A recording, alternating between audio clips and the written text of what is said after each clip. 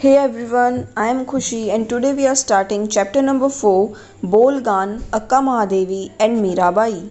इस चैप्टर के अंदर हमें बताया गया है कि जो बोल्स थे उनको बोला गया था वॉन्डरिंग मिन्स्ट्रियल। वो इंडिया के ईस्ट पार्ट के अंदर रिसाइड करते थे और वो पर्टिकुलरली बंगाल, असम एंड त्रिपुरा से थे। इनकी जो पोइट्री होती थी वो लव एंड डिवोशन से ही रिलेटेड थी एंड जो बोल्ड ट्रेडिशन था वो मेनली ऑरल ट्रेडिशन था। एंड जो रविंद्रनाथ टैगोर है उनको बोला जाता है greatest of the Bauls of Bengal और इन्होंने ही डिस्कवर किया था बॉल सॉन्ग्स को। टैगोर काफ़ी इन्फ्लुएंस थे बॉल पोएम से और एक प्रोमिनिएंट राइटर भी हैं पोइट्री के। बॉल सॉन्ग्स का जो बॉल गान का जो पीक था वो 19th सेंचुरी के अंदर था रविंद्रनाथ टैगोर के उस टाइम पीरियड में। रविंद्रनाथ टैगोर को नोबेल प्राइज़ भी मिला हुआ है लिटरेचर के लिए और जो लीडर थे ब्रह्म समाज के एंड उन्होंने शांति निकेतन स्कूल की भी इस्टेब्लिशमेंट की थी। जो बोल्स पोइट्री है इसके अंदर काफ़ी सारे मेटाफर्स यूज़ किए गए हैं रिवर से रिलेटेड, बोट से रिलेटेड। तो अब हम इसकी एनालिसिस करते हैं पोएम का। इसमें बताया स्पीकर है वो अपना फुल डिवोशन दे रहा है गॉड को, वो केयर नहीं करता कि गॉड उसे सेव कर रहे हैं, उसे किल करेंगे। और अपने मैसेज को कन्वे करने के लिए बोट, सी एंड बोटमैन के मेटाफर्स यूज़ किए गए हैं। ओपनिंग लाइन के अंदर इसमें बताया गया है कि गॉड ही हमारे बोटमैन हैं जो कि स्टीयर करते हैं हमारी बोट को। बोट के पास खुद की पावर नहीं होती कि वो खुद को मूव कर सके, इसलिए वी नीड अ बोटमैन जो कि हमारे गॉड। ऐसे ही कहा गया है कि जैसे कि फ्लूट और हारमोनियम खुद ब खुद नहीं बजते, उसको बजाने वाला जो है क्रिएटर है म्यूज़िक का, वैसे ही बोट को भी चलाने के लिए बोटमैन चाहिए जो कि हमारे क्रिएटर हैं।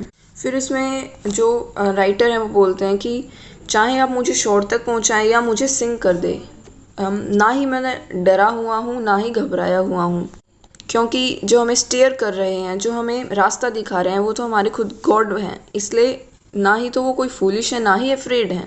नेक्स्ट जो है वो है अक्का महादेवी के वचन। अक्का महादेवी वर्शिपर हैं शिवा की एंड उन्होंने अपनी फुल लाइफ डिवोट कर दी शिवा के लिए। जो अक्का महादेवी है वो शिव को एक हैंडसम, इमोरल और जिसका ना ही कोई बर्थ है ना ही कोई डेथ, एक ऐसा आपने डिस्क्राइब करती है। वो बोलती हैं कि उनका जो लव है वो अनमीडिएटेड है, कि उनके बीच में कोई नहीं आ सकता। वो शिव से उनकी ब्यूटी से प्यार करती है और कोई भी कस्टम या कोई भी कन्वेंशन है, जो रिचुअल्स हैं, वो उनको नहीं टोक सकते बीच में। वो शिवा को एक वाइट जैस्मिन के फ्लावर से कंपेयर करती है जो कि लव से एसोसिएटेड है और ब्यूटी एंड सेंशुअलिटी है उनके कल्चर में, और जो कि गुड लक का भी एक चार्म है गुड लक के लिए। एंड लिटरेचर के अंदर जैस्मिन को एक वेडिंग सेरेमनी का फ्लावर माना जाता है, जो कि सिंबल है एक पर्सन जिसको हम रिस्पेक्ट करते हैं उसके लिए गिफ्ट है। वाइट जैस्मिन को ऐसा सिंबल बनाया गया। जो अक्का महादेवी के लिए वाइट जैस्मिन है वो शिव हैं। एंड अक्का महादेवी बोलती हैं कि जो ये वर्ल्ड के हस्बैंड्स हैं उन सबको किचन की फायर्स के अंदर बर्न कर देना चाहिए। नेक्स्ट हमारे पास है मीराबाई। मीराबाई एक सेंट पोइट थी भक्ति मूवमेंट की एंड वो प्रिंसेस थी मेवाड़ की।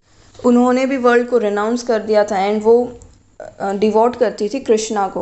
वो अपने आप को कृष्ण की दासी मानती है और अपने गिरधन गोपाल को, मतलब अपने गॉड को, वो अपना हस्बैंड ही मानती है।